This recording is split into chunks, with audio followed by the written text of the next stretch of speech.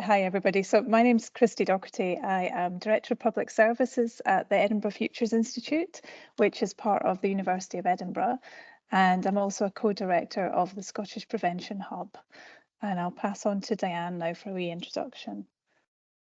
Hi, I'm Diane Stockton. I'm the Head of Clinical Health Intelligence and Research at Public Health Scotland, and I lead on Equity and Justice Public Health Scotland, and with Claire and Christy, I'm co-directing the hub we're going to tell you about today. Hi, good afternoon everybody. I'm Claire Thompson, Collaboration Transformation Manager with Police Scotland and co-director with Christy and Diane on the Scottish Prevention Hub. So it's so lovely to be here with you all today. I'm going to take us on to just give a bit of an overview of the current context. Christy, if you could move forward, thank you. So the plan for our session today is to give an overview from Dan and I of the current conditions within health and justice, give you an overview of the exciting innovative prevention hub that we're developing at EFI, and also then Christy will give a bit more of a detailed overview of some of the theory and collaboration challenges and the theory of collaborative leadership as well. So the next slide is really just showing the complex environment that all of us within public services are working in at the moment, with really stretched resources and ever decreasing financial envelopes. And one specific point I just wanted to highlight for colleagues that you may already be aware is that within the creation of Police Scotland as a national police service, we had the Police and Fire Reform Scotland Act in 2012 that was launched, and essentially what that does is it defines the role of the police service in Scotland as one that is around improving the safety and well-being of people, places and communities. So interestingly, within UK and globally, we're the only police service that actually has well-being written into our legislation and the purpose. So it places us in quite a unique position across policing and justice more collectively. And colleagues will be aware, no doubt, of the national performance framework, the flower diagram down at the bottom left-hand screen.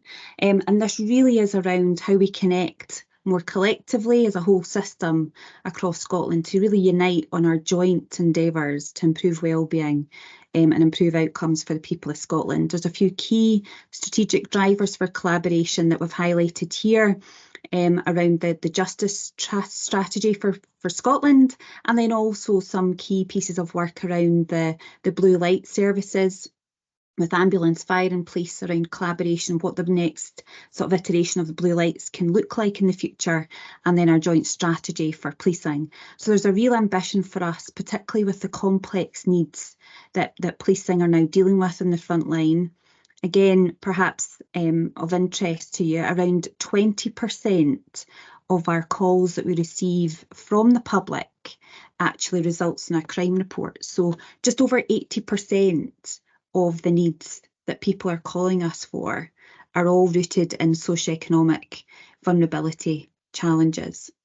So this is really requiring us to work differently than traditionally, a police service would around the enforcement side, to really build from the innovative approach that was led by our Scottish Violence Reduction Unit, which was taking a public health approach to knife crime and gang violence.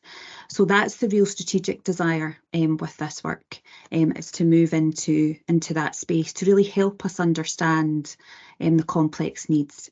The next slide just highlights this around the increasing vulnerability. So the way in which we record vulnerability within policing is our vulnerable persons database. And horrendously here you can see the increases in mental health, drugs concerns, child and sexual abuse and exploitation, and child and adult concerns. So a really horrendous picture for us within policing, and really requiring us to work more than ever before across boundaries, across sectors, collectively to really provide the right support for the people of Scotland to improve wellbeing for them. I'll hand over to Diane now, who'll talk us through the health Great. Hi, everybody. So I'm just going to tell you a bit about the kind of context we're in.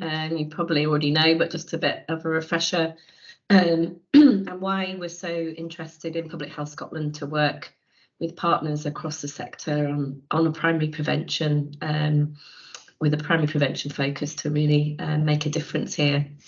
So over the last few years, we've had a real shift in what the trends that we've seen for the people of Scotland. So this graph tells us a number of things. So first of all, it tells us that the life expectancy that we've seen, so this is premature mortality, so the life expectancy that we've seen improving over time has stalled. It stalled from about 2014, it remained static, and then since then it started to, the early deaths started to increase, so our life expectancy has got worse. So we're seeing in all of our communities, our wealthiest and our poorest communities, a really worrying change in direction for us. But that means that two things. It means that people are dying earlier, but what we also know is that people are spending more of their life in ill health. So even people that are living as long as they did before, they're more likely to live more of that time in ill health. And as you can see from the graph, our poorest communities are feeling this the most. So we've got a widening gap that started in 2019. It's not showing any sign of stopping yet. A widening gap in kind of our life expectancy and our life chances, really, between different people in Scotland. Next slide, Christy. We know that what shapes our health is not all about once we get ill. It's not about the health. It is about health services and what services we get within health, but a lot of it is around our early childhood, the social and economic factors that we grow up in, our kind of life chances that lead to us getting good work, reliable work, enough money to live, and eat well. We know that health behaviours have a big impact on our health, but we know that the main way to change that is not through individual changes, it's through regulation, so alcohol and unit price, making foods healthier, regulating tobacco use. It's really the big shifts are when we really focus on that to make change. And we also know that the physical environment that we live in is really important to our health. So that's why at Public Health Scotland, we're really trying to shift our focus to those preventative areas that you see at the top in blue and green, at the bottom in green, and also the primary and secondary preventative approaches within the blue box there. Christy, the next slide, thanks. So a lot of you can have prevention happening in what we call primary, secondary, or tertiary space. So the primary prevention space is that what I was telling you about on the last slide. You know, how can we improve the life of children so that they have the best chances? How do we prevent people starting to smoke or drink too much in the first place? And then we've got secondary prevention, which still has a really big impact, so that people have already started to have an impact on their health due to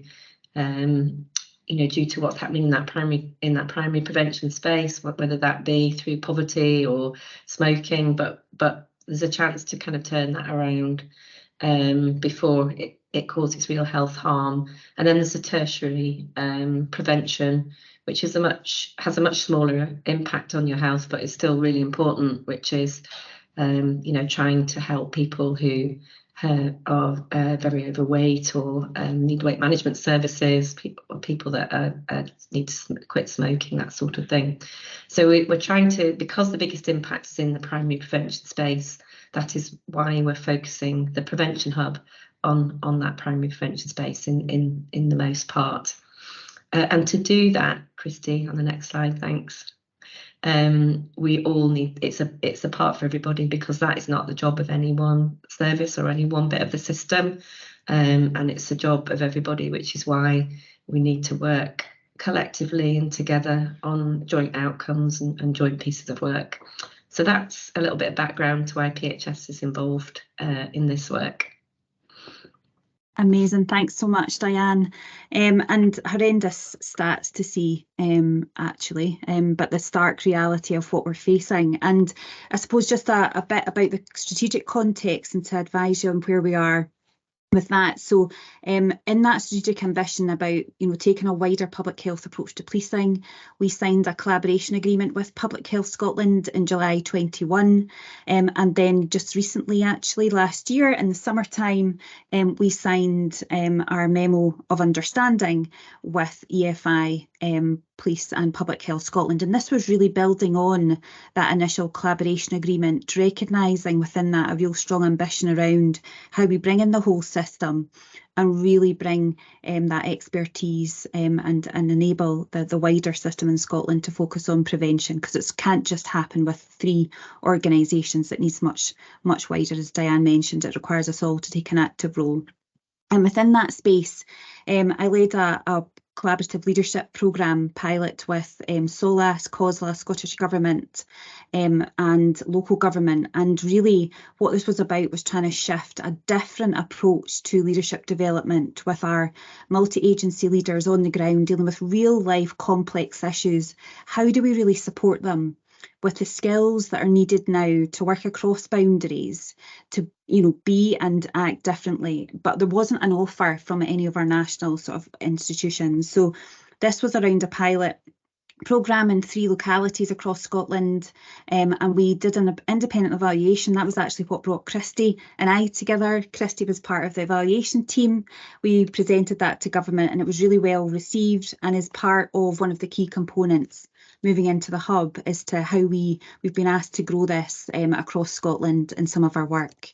Next slide, Christy, thanks. So the Prevention Hub ambition, as Diane mentioned there, is really intentionally around reducing health and wellbeing inequalities with an intentional focus on the primary prevention space. Something certainly within policing that we've had an ambition for, but we've never really been able to articulate or understand our role in that space, because a lot of it is early years, pre-birth, childhood. So actually what our focus is, how do we provide the support and really help enable, our future generation to have the right skills, the resilience to deal with all the issues, so we're not seeing them in prison, custody, coming into contact with the police ultimately, is our ambition with this work. So the 3 key interconnected components for the hub that I'll just touch on briefly is the co-location.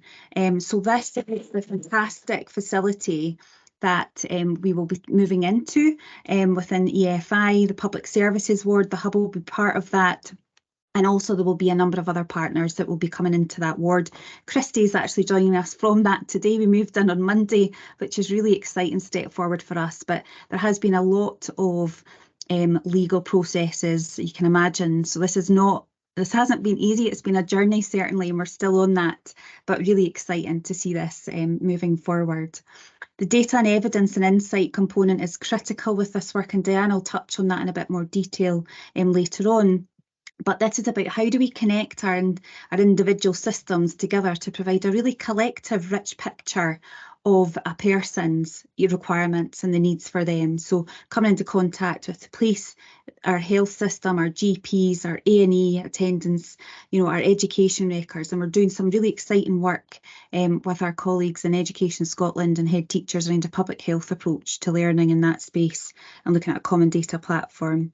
And the last one there is about, crucially, the capacity and capability for working in collaborative work, for the complexity that we're dealing with. How do we really support our leaders working in that space with a public sector wide offer there? So that's the 3 interconnected components. The next slide that we'll show you is just really highlighting, and you will be crucially aware of a number of these elements that are really the driving forces as to the why of us creating the hub. So we have the Christie Commission, the resource spending review, public service sustainability, we need to do things differently. If not now, then when? And if not us, then who, really? So yes, we are stepping out of the traditional boundaries and doing things differently, but we're really passionate, three of us. Certainly, this is right at the core of us, and as part of who we want to do and as our life's work, certainly for me anyway. We won't see the fruitions of this for a while, but there's real positive bits of work happening already. And the public health approach that we've mentioned. So the work streams that Christy just brought up there, these are our 6 work streams of the hub that we're working on, which I'll just touch on a couple, and then Diane will touch on a couple too. We're very conscious of time and we could talk for a while on this. So the 3 components towards the right hand side is around the collaborative leadership, so working on a public sector wide offer, but also crucially supporting our leaders in place. So this is quite a unique, different offer than traditionally what would be the case. So how do we provide capacity and capability for the complex work? The learning is around not only providing a digital learning repository for actually, what's happening out there, and a mechanism for people to network, bring people together, connect, and also crucially connecting in with undergraduate and postgraduate education to really influence our future leaders of Scotland, which is really exciting actually. And then the third one here is in the co-location, as I've mentioned. This is really starting to look and deliver on some of the ambitions in Christie and public sector reform about the redesign for collaborative working, looking at how we work together, really around building efficiencies across our services, sustainability, impact, and crucially utilising the key expertise, and particularly for me with Diane and her team and the science and public health experts around supporting us with some of this work. Diane, do you want to touch on the other 3? Thank you. I will do. So the data collaboration, what we're doing is we're taking a lead role in kind of scoping and building momentum around a common data platform. So that might include, for example, health, justice, education, social work, homelessness data. And it's building on a system that is in operation in England, and we're working with the person that developed that system in England to try and really see whether we could progress that, and how, what the governance around it, all the elements that we'd need to cover the public acceptability, how the systems would work, and what sorts of uses we'd have for that. We're also really focusing on what we're calling a relational approach to data collaboration. So it's having data analysts embedded into the work of different organisations to really working together across different organisations to bring work together, and we're trialling different pieces of work to look at that. And we've also established a data learning group so that people can learn across Scotland, can learn from each other about pieces of work that are going on, where data is being used from the different sectors together. The second strand, which is data and evidence, our colleague from Edinburgh University, Susan McVie, is developing a research strategy. So she's building on work already existing in the University of Edinburgh and the CIPA network, and extending that to look at what kind of research do we still need in this space, what do we want to do in Scotland. And as part of that, we're looking at some mental health research that is going on at the moment, given the statistics that Claire outlined at the beginning of the presentation. And we're also exploring what works, how we can bring together what works evidence around what's emerging from the data work. And then finally, just to touch on the insights. So we're doing some kind of scans of what's already happening around primary prevention in young people. We're working with something called Public Health Approach to Learning, which is a piece of work between Education Scotland and Public Health Scotland with teachers to get insights into what's happening locally within schools at a school level, and kind of supporting that work, engaging with stakeholders around that. So those are kind of the three other strands within this work that are emerging.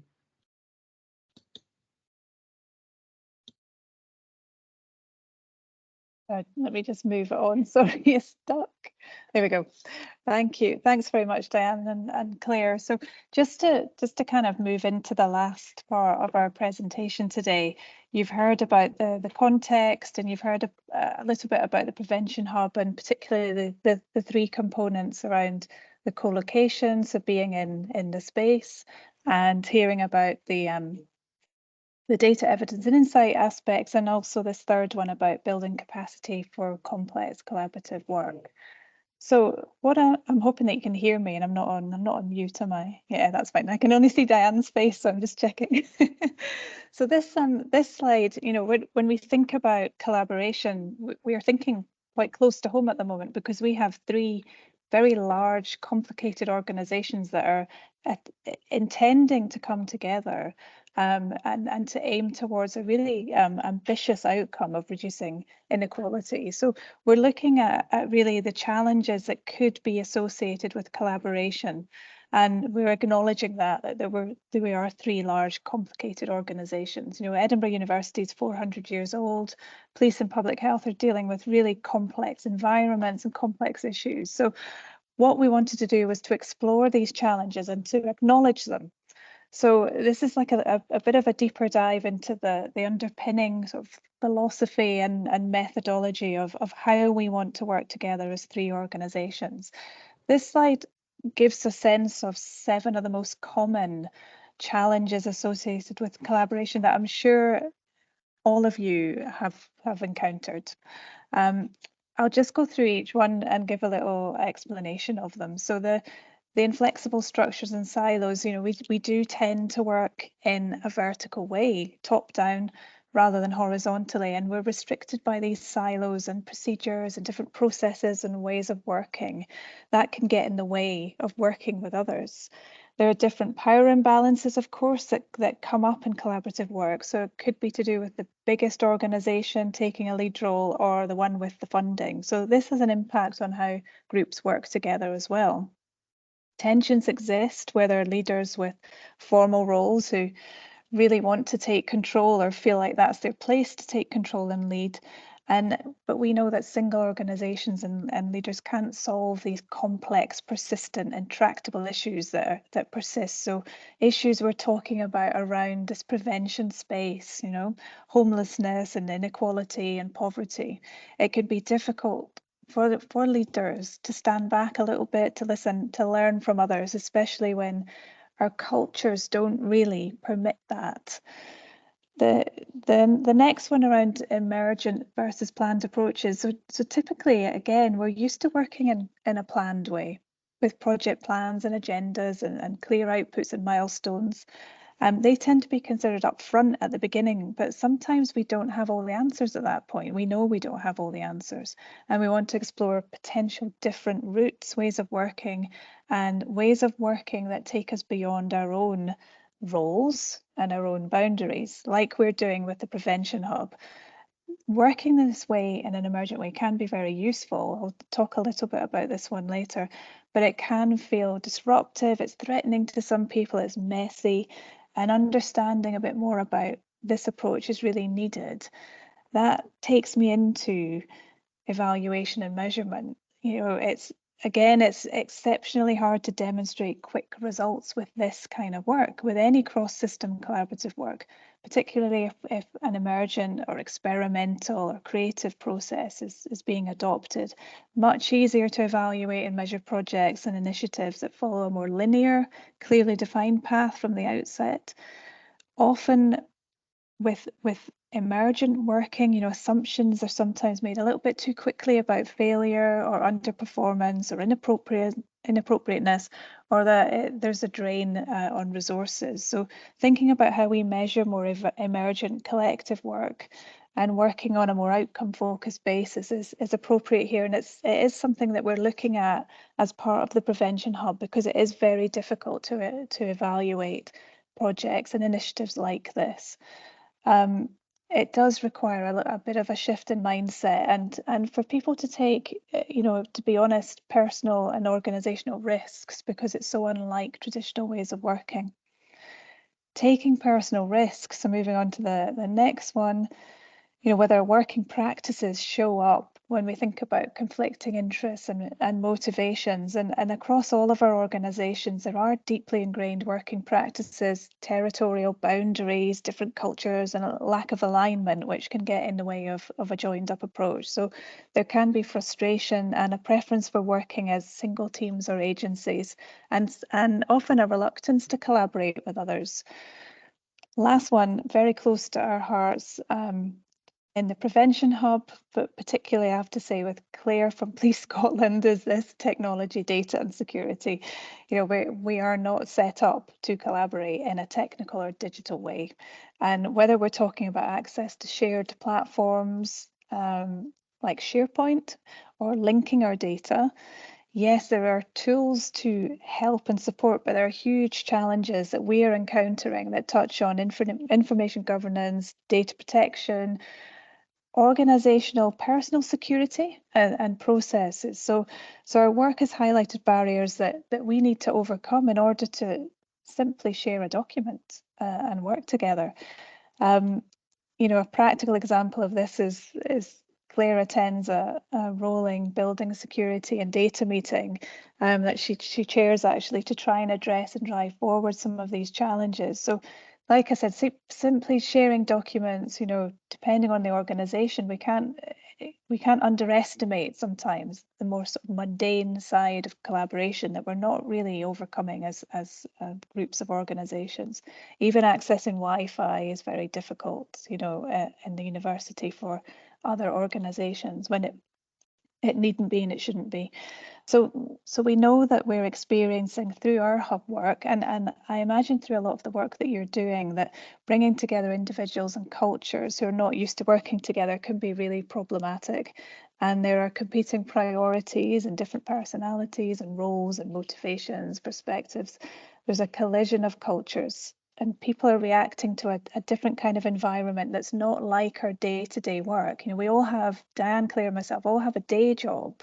This is very different to our day jobs within our single organisation. So there's a push and pull as well happening with us, and a bit of an emotional weight on us actually with that. So given all these challenges of collaborating, we don't often focus on what it means and takes to collaborate well across organisations. And the work we're doing at the Hub has been a catalyst for exploring these issues more deeply. And it's this how of collaboration that we're paying attention to as we're building and growing the Hub. And we are drawing from a 4-principle approach that I've just popped up on the screen now. It's our framework for effective collaboration that we're using as a guide within our working practice. It's drawn from empirical research and other examples. Some of this language will be familiar to many of you, I'm sure. It's drawn from projects such as Project Lift, Collective Leadership for Scotland, the collaborative leadership pilots that Claire mentioned at the beginning. A lot of these programs, there's many, many more as well, talk or use this kind of language, and how we put this together is shown here in this diagram. So it's about 4 principles, taking a systems, an emergent, a relational, and inquiry approach. And a bit like our 3 components for the Hub, it's about the sum of these parts. And what I would say here is I imagine all the language feels quite familiar, to many of you.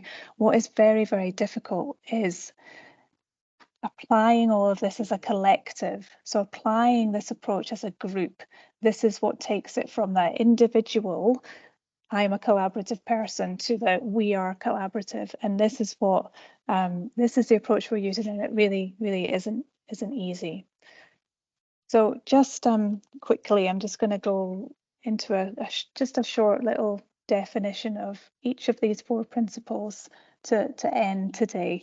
And the first one about being systems focused. So it's this concept or this idea of taking a systems focused approach is to think about public services as a system made up of a collection of parts that function as a whole. And in order to respond to complex, complicated issues, we need this systemic perspective. So research and practice supports the view that taking this kind of approach to address challenging issues is really fundamental, and it's an important step towards responding to them, but also essential to support effective collaborative working. So that's the first one. emergent working, this approach can be really helpful, although it is not easy.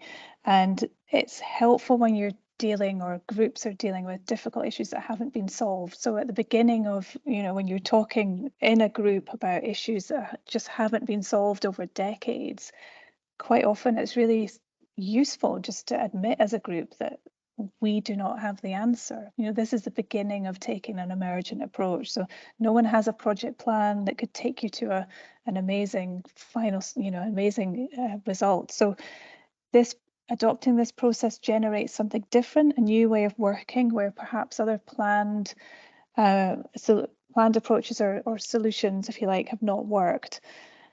Working emergently is often explained as a conscious resetting of typical work patterns and as a very unstructured method.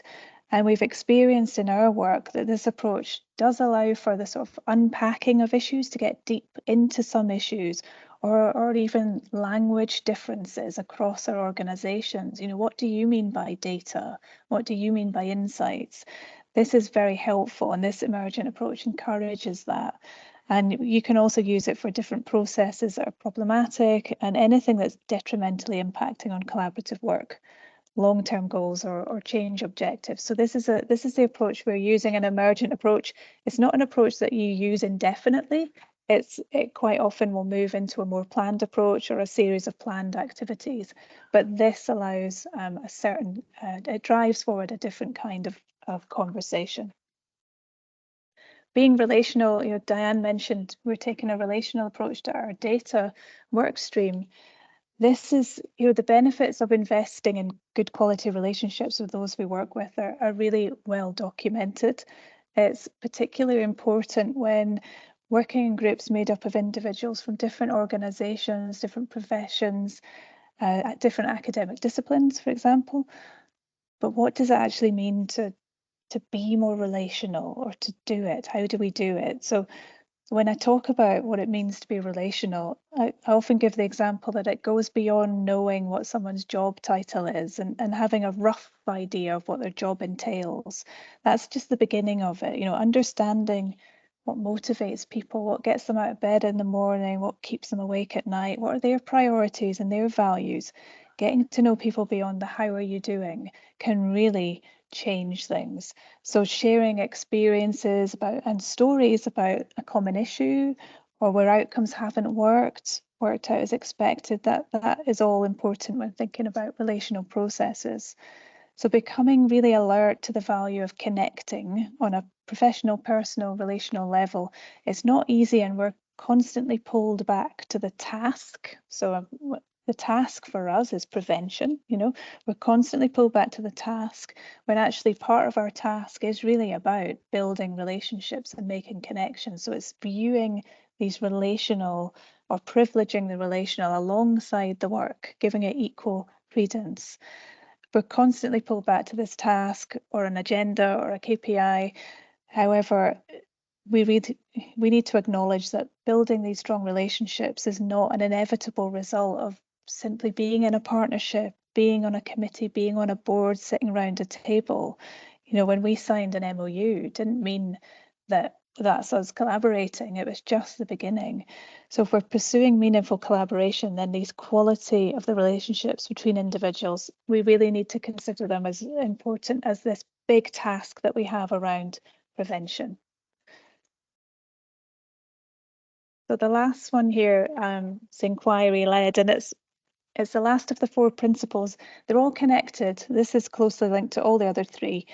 And being inquiry-led is simply about being more curious, asking questions, using prompts in your discussions with others about, things like, tell me more about this, or you seem to feel quite strongly about that. Could you just talk a bit more about it?